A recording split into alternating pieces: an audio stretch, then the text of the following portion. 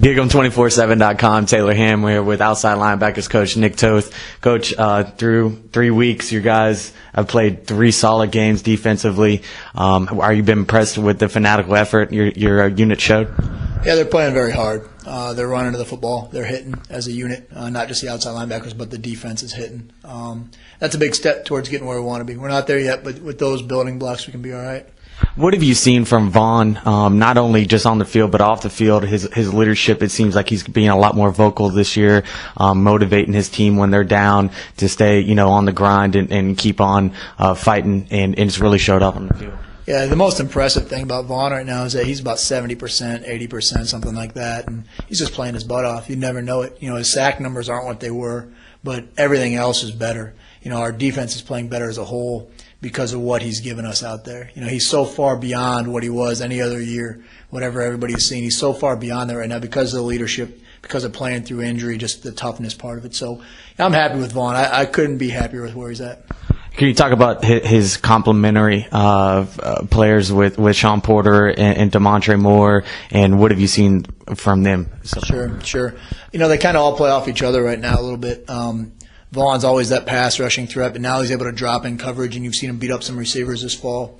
We line him up in some throw situations on the opposite side of Demontre, and Demontre's a power rusher kind of for us, and VAUGHN's a speed end power rusher, so it gives us a dynamic there. We line up with Sean and VAUGHN on opposite sides of each other. I mean, you've just got 2 dynamic players on both sides. So, and their personalities are pretty neat. Sean's not as flashy of a guy. He's not nearly as vocal as VAUGHN is. He goes about his work, and so it kind of rubs off on each other. They all kind of are feeding off each other right now.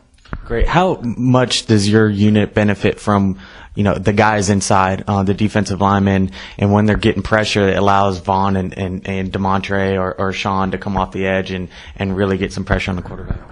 Yeah, the whole thing in the 3-4, all the linebackers and the D linemen are really, they're intertwined. The success of one helps the success of another. If we're having success on the edge, it's going to help the D-line. If the D-line is getting the push that you talked about, it's going to help us on the edge because we're going to get more one-on-ones. We've been blitzing our inside linebackers. They've been getting so many run-throughs now that when the thing starts to clap inside to protect, the edge is open. So you're kind of, as an offense, you're stressed. You're stressed because, number one, we have special players out on the edge. But when guys are able to have success at the inside linebacker position on the D-line, you can't double out on the outside as much as you'd like. So it all plays in together. His team has a lot of momentum, defensively, and you're looking ahead that you guys got a bye week. How much do you benefit from a bye week, and what do you work on, when you have 10 days? Yeah, you got to work on everything. You're always working everything. Our guys, you can't go a day without working fundamentals, whether you have a bye week or you have a short week.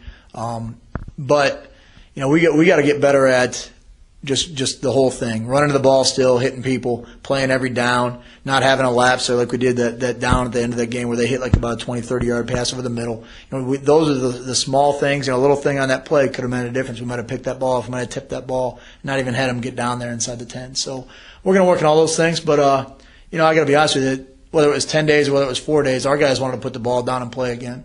That's the type of attitude we have on defense right now. So I think we're in a good spot.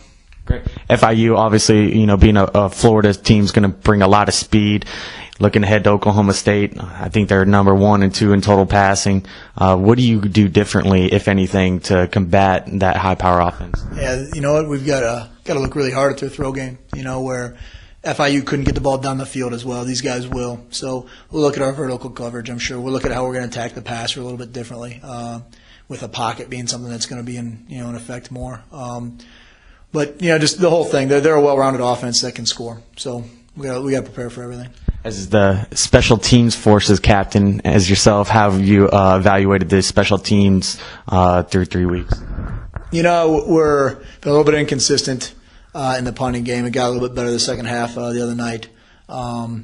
Randy Bullock's really taking some strides forward here. Every day he's getting better. And he's missed a kick or two, but he's made a couple of big kicks. His kickoffs are getting more consistent. We got to get a little bit more consistent in our coverage teams on punt and kickoff. Our return teams have been inches away from having a couple of touchdowns. Our punt return team, I think, is special right now. Our kickoff return team has been an inch away from being special a couple of times. So, we're not far away from where we need to get there. A couple of injuries have hurt our depth on special teams. So that's something where as we get guys back here, we're going to be a better team on special teams. And the decision to go with Ryan Epperson when, you know, you had been going with Jarzewski the entire time, what was the basis behind, you know, going with Ryan? It was a timing thing. It was a plan. You know, regardless of how Jared did in those first couple of kicks, Epperson was going to get some punts. You know, the fundamentals of it right now for Jared have been a little bit off these last 2 games. His drop hasn't been the best, and he knows it, and we're going to keep working on it. He's got a very, very strong leg. Epperson right now is just cleaner fundamentally, and he's pretty quick getting the ball off. So, you know, we're going to go with him right now and, you know, just keep working on Jared and all the guys, just their fundamentals and that whole thing. Talk about the 12th man and how, you know, vital they were to the defense. And have you seen a crowd that crazy before? I don't know if I know it's not better than that anyone in this country. I've been against the crowd my entire career. I've never had 85,000 or 75,000 cheering for me. I've always had them hitting me with marshmallows or batteries or something like that. That's unbelievable what happened there. And it's happened in other games too, but this one just happened to be close. Phenomenal. We were playing our butt off out there, and we were feeding off of them, and vice versa. I think they saw that we were putting it out there. You know, at no point did we think that game was over. You know, the score was 20-6. There's a lot of people across this country who would have probably packed up their chairs and started going home, and the 12th man didn't do that, and we weren't doing it on the field either. So it was kind of tied in together. It was really neat. It was special.